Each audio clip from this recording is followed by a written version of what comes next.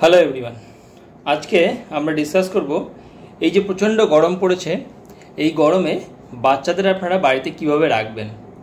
অনেক বাবা মাই সারাদিন আমাদের ফোন করে জিজ্ঞাসা করছেন যে ডাক্তারবাবু, এই যে গরম পড়েছে, গরমের পরে আমার বাচ্চারা হলুদ রঙের ইউরিন করছে বা ইউরিন কমে গেছে, বা এই গরমে আমরা বাচ্চাকে কি করব, কি খাওয়াবো, আমার বাচ্চাদের পাতলা পটি হচ্ছে, পেট খারাপ হচ্ছে, খেতে চাইছে না। তো এই সমস্তগুলোর কারণ কি, আর গরমে বাচ্চাদের এইগুলো কেন সাধারণত দেখা যায়, তো আজ সেগুলো নিয়ে ডিসকাস করা হবে। তো চলুন ডিসকাস করা যাক। সবার ফার্স্ট, যে গরমে বাচ্চাদের খিদে কেন কমে যায়। এর আগেও এটা নিয়ে আমরা একটা ভিডিও বানিয়েছি। গরমকালে কি হয়, গরমকালে যে সমস্ত এনজাইমগুলো, মানে যে সমস্ত বডিতে যে এনজাইমগুলো পাচন করে আমাদের খাবার, সেই সমস্ত পাচন করা খাবার, যে খাবারগুলো যে পাচন করে যে হরমোনটি, যে এনজাইমটি, সেই এনজাইমগুলো সাধারণত কাজ করতে টেম্পারেচারের দরকার হয় 35 থেকে 37 ডিগ্রি সেন্টিগ্রেড। কিন্তু এখন বাইরের টেম্পারেচার কত, 40, 41, আর কেমন লাগছে, ফিলস লাইক 47, 48। যেহেতু এই প্রচণ্ড টেম্পারেচারের এই চেঞ্জ, 35-এর দরকার কিন্তু টেম্পারেচার হয়ে যাচ্ছে 48, 42। তো এই 6 ডিগ্রি টেম্পারেচারে গেলে যে এনজাইমগুলো আছে, সেই এনজাইমগুলো ঠিকমতো কাজ করতে পারে না। এই জন্যে খাবারগুলো তারা ভালো করে ডাইজেস্ট করতে পারে না, আর ডাইজেস্ট না করতে পারলে বাচ্চাদের আস্তে আস্তে সেই খাবারগুলো পেটের মধ্যে জমতে থাকে, আর ডাইজেস্ট না করতে পারলে বডিতে যে খাবারগুলো রিকোয়ারমেন্ট সেগুলো কমে যাবে আস্তে আস্তে। আর 2 নম্বর কী হবে, বডির যে সমস্ত এনজাইমগুলো খিদে তৈরি করে, সেই সমস্ত এনজাইম কিছুগুলো আস্তে আস্তে কাজ করা বন্ধ করে দেবে। তো বাচ্চার খেতে ইচ্ছে কমে যাবে, পেটটি ফুলে থাকবে সবসময়। কারণ আর এই যে এনজাইমগুলো ঠিকমতো কাজ করতে পারে না, তার জন্য কি হয়, যে খাবারগুলো ঠিকমতো ডাইজেশন না হলে বাচ্চাদের পাতলা পটি হয়। তার সাথে কি হয়, বাচ্চাদের পেটে প্রবলেম শুরু হয়, বাচ্চাদের বারবার ডায়রিয়া হতে পারে, বাচ্চাদের পেটটি ফুলে যেতে পারে, বারবার ঢেকু তুলতে পারে, বমি করতে পারে, কারণ খাবারটি পেটের মধ্যে ডাইজেস্ট হতে পারছে না। তো সেটা থেকে বেরোতে হবে। আনডাইজেস্টেড ফুড কোথা থেকে বেরোয়, হয় বমি করে বেরোবে, না হলে পেটের নিচ থেকে মানে পটি করে বেরোবে। এই জন্য বাচ্চাদের খিদে কমে যায়। আর 2 নম্বর হচ্ছে বাচ্চাদের ডায়রিয়া হয় বা বারবার বমি করে খাওয়ার পরে। 2 নম্বর কি, এই গরমে বাচ্চাদের ইউরিন হলুদ হয় কেন। এটির প্রধান কারণ হচ্ছে, বাচ্চাদের যখন গরম পড়ে তখন আমরা জানি বড়দের থেকে বাচ্চাদের সারফেস এরিয়া, মাথার সারফেস এরিয়াটি অনেক বেশি থাকে, মানে মাথাটি বাচ্চাদের অনেক বড় থাকে সারা দেহের থেকে। এই সারফেস এরিয়া বেশি থাকার জন্যে বাচ্চাদের প্রচণ্ড মাথা থেকে ঘাম হয়, প্রচণ্ড ঘাম হয়ে ঘামটি বেরিয়ে যায়। আর আমরা বাবা মারা ভাবি যে বাচ্চাকে শীতকাল বা গরমকাল যাই হোক না কেন, ফ্যান চালালে মনে হয় বাচ্চা ঠান্ডা লেগে যাবে, বা এসি চালালে বাচ্চা মনে হয় ঠান্ডা লেগে যাবে। এই জন্য আমরা ফ্যানও চালাই না, এসিও চালাই না, বা চালালেও খুব কমের চালাই। যার জন্য বাচ্চাদের কী হয়, প্রচণ্ড ঘাম হয়, সারা দেহে থেকে মাথা থেকে ঘাম হচ্ছে, সারা দেহে ঘাম হচ্ছে। মারা নিজেরাই এসে বলেন যে আমার বাচ্চা প্রচণ্ড ঘামাচ্ছে এই গরমে। যেহেতু আমরা কেন কম ঘামাই, কারণ আমরা আমাদের টেম্পারেচারটাকে সেট করতে পারি। আমরা একটু গরম লাগলে আমরা পাখার নিচে বসতে পারি, ফ্যানের নিচে বসতে পারি, এসিতে বসতে পারি, তো আমাদের ঘামটি কম হয়। কিন্তু বাচ্চাদের তো সেরকম কোনো রুল নেই। বাচ্চাদের আমরা কী ভাবি, যে বাচ্চাদের একটু ফ্যানে হাওয়া খাওয়ালে বা একটু এসি চালিয়ে দিলে বাচ্চা ঠান্ডা লেগে যাবে। এই জন্য কী হয়, বাচ্চাদের প্রচণ্ড ঘাম হয়, আর ঘাম হলে সমস্ত জল বেরিয়ে যায়। আর জল বেরিয়ে গেলে বাচ্চাদের কী হবে, যে দেহে জলের পরিমাণ সেটি কম হয়ে যায়। আর গরমের সময় প্রচুর পরিমাণে ঘাম হওয়ার জন্য আর ইনসেন্সিবল ওয়াটার লস হওয়ার জন্য বাচ্চাদের ডায়রিয়া, এই বাচ্চাদের ডিহাইড্রেশন হয়, যার জন্য হলুদ রঙের ইউরিন করে। আর আমরা কি করি, বাচ্চাদের জল খাওয়াতে একটুখানি ভয় পাই, ওআরএসের জল খাওয়াতে ভয় পাই। কেন ভয় পাই, যে ওআরএসের জল খাওয়ালে বলে হয় বাচ্চার ঠান্ডা লেগে যাবে। এই ভুলটি আমাদের মনের মধ্যে সবসময় থেকে থাকে, যে বাচ্চাদের মনে হয় ওআরএসের জল খাওয়ালে ঠান্ডা লেগে যাবে। তো ওই জন্য আমরা ওআরএসের জলও খাওয়াই না, লবণও দেহ থেকে বাচ্চাদের লবণও পায় না, আর জল কম খাওয়ায়, কারণ ঠান্ডা লেগে যেতে পারে যদি ঠান্ডা জল খেয়ে বা জল খেয়ে। ওই জন্য জল কম খাওয়ানো হয়, এই জন্য বাচ্চাদের ডিহাইড্রেশন হয়, তার জন্য ইউরিনটি হলুদ হয়। তো এইগুলো কারণ হলেও বাচ্চাদের এই যে গরমে এই সমস্ত প্রবলেমগুলো হওয়ার জন্য। এইবার আমরা বলবো যে কি করবেন তাহলে গরমে। সবার ফার্স্ট যেটি করবেন, গরমে আপনারা ফ্যান চালাতে পারেন। অনেকে জিজ্ঞেস করেন ফ্যান চালাবো কি চালাবো না। একদম নর্মালি আমরা যেমন নর্মাল থাকি সেরকম বাচ্চাকে নর্মাল রাখার চেষ্টা করুন। ফ্যান চালাতে পারবেন। এসি কি চালাতে পারবেন? হ্যাঁ, চালাতে পারবেন। এসি টেম্পারেচার কত হতে হবে? এসি টেম্পারেচার 25 থেকে 27-এর মধ্যে রাখার চেষ্টা করবেন।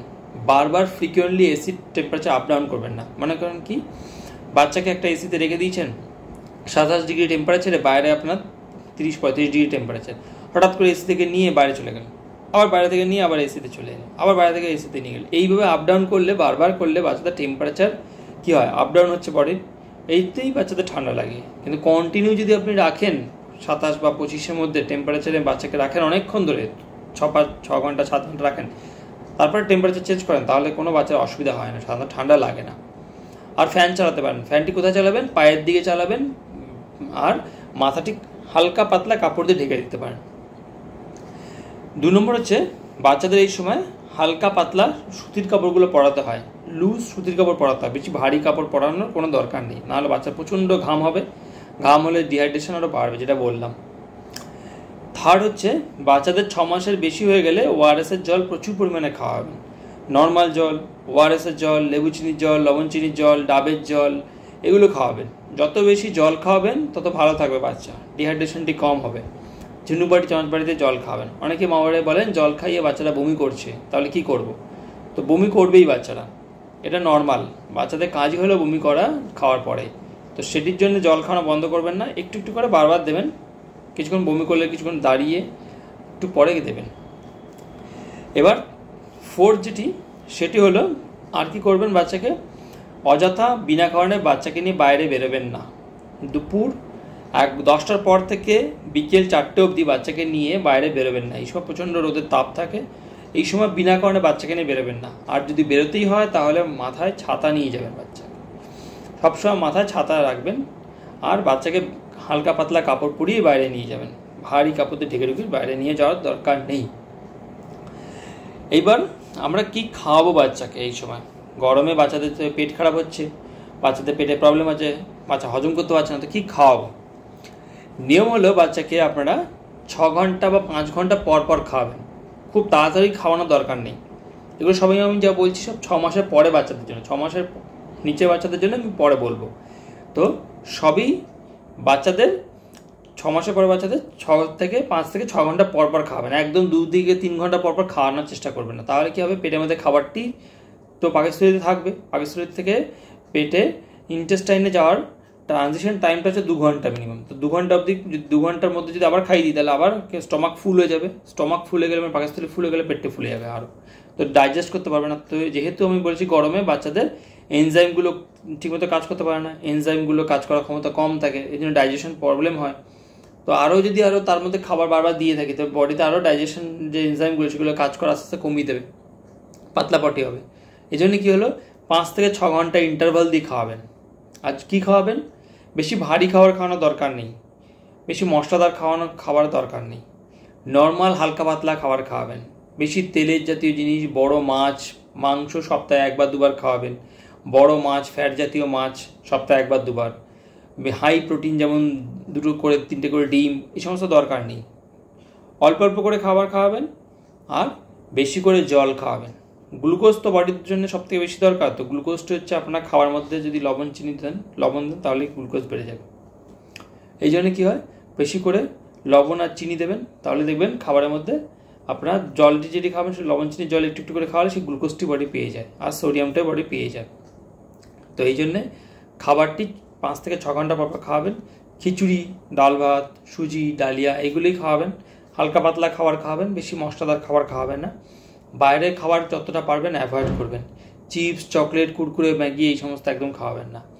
আর এই সময় বাচ্চাদের প্রবণতা থাকে প্রচুর পরিমাণে আইসক্রিম খাওয়ার, তো আইসক্রিমটি দয়া করে কম খাওয়াবেন। ওই সপ্তাহে 1 বা 2 বার খাওয়াতে পারেন, তার বেশি নয়। কারণ আইসক্রিমটিতে প্রচুর পরিমাণে স্যাচুরেটেড ফ্যাটি অ্যাসিড থাকে, আর এই স্যাচুরেটেড ফ্যাটি অ্যাসিড বডির জন্য খুবই খারাপ। এগুলো হার্টের প্রবলেম করে বাচ্চাদের, পরবর্তীকালে বাচ্চাদের ওবেসিটি করায়, তার সাথে বাচ্চাদের আর কি করে, বাচ্চাদের টনসিল ফুলিয়ে দিতে পারে, ঠান্ডা সর্দি লাগাতে সাহায্য করে। তো এই জন্য আইসক্রিমটি খাওয়াবেন না। এবার অনেক মা বাবা জিজ্ঞাসা করেন যে আমরা কি বাইরে থেকে ওই যে ওআরএসের প্যাকেট, বড় বড় প্যাকেটগুলো পাওয়া যায়, সেগুলো খাওয়াতে পারবো? হ্যাঁ, সেগুলো খাওয়াতে পারবেন, কোনো অসুবিধা নেই। কিন্তু পারলে ভালো হলো গুঁড়ো ওআরএস খাওয়াবেন। গুঁড়ো ওআরএস হচ্ছে বডির জন্য বেস্ট। তো পারলে গুঁড়ো ওআরএস খাওয়াবেন। গুঁড়ো ওআরএস জলে গুলিয়ে খাওয়ানো, সেটা হচ্ছে বডির জন্য বেস্ট।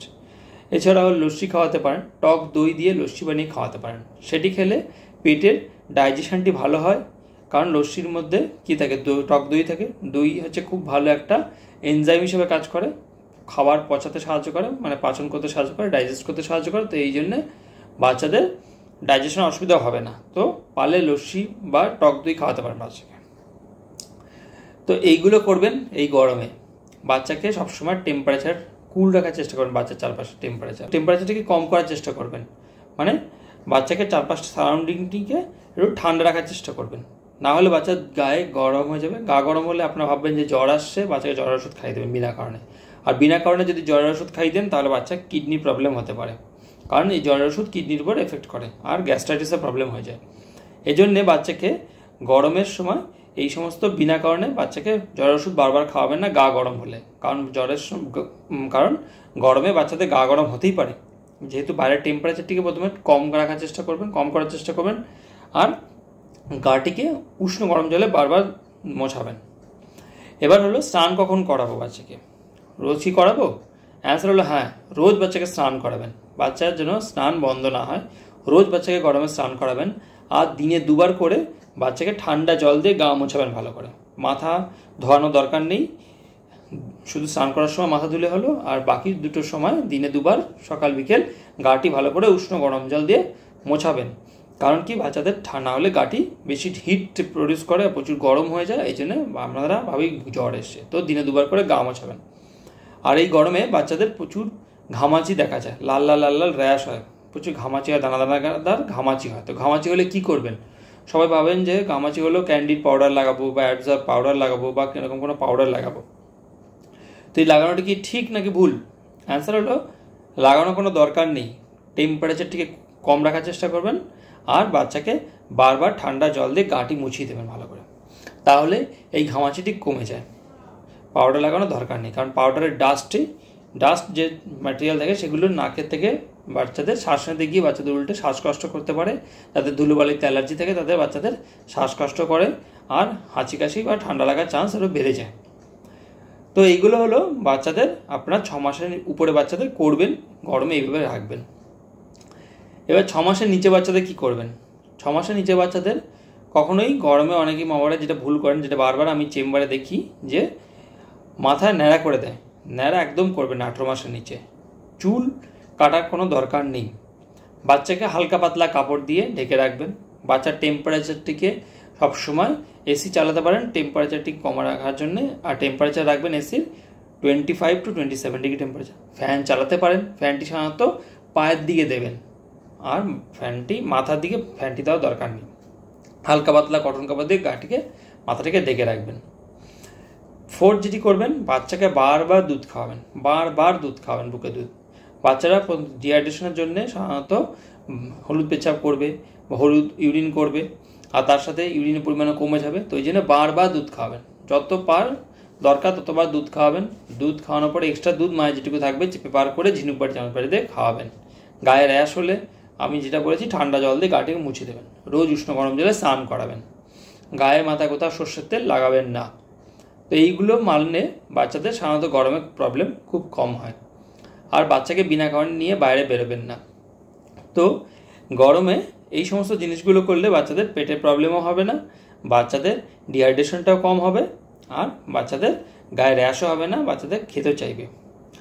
বাচ্চারা খেতে চায় না গরমে, তার জন্য কোনো মেডিসিন খাওয়ানোর দরকার নেই বাচ্চাকে, কারণ এই সমস্ত মেডিসিনগুলো বেশি খাওয়ালে বাচ্চাদের প্রবলেম হয়।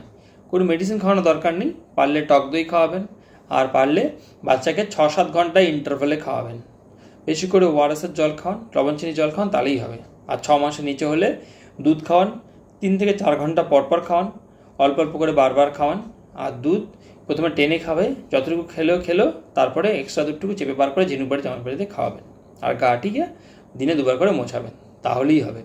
কোনোরকম বাচ্চাদের হজমের ওষুধ, হাবিজাবি খিদে বাড়ানোর ওষুধ খাওয়ানোর দরকার নেই। এই ওষুধগুলো খেলে উল্টে বাচ্চাদের আরও ডাইজেশনের প্রবলেম হতে পারে। তো আজকের জন্য আপাতত এটুকুই। দেখা হবে নেক্সট এপিসোডে। Thank you.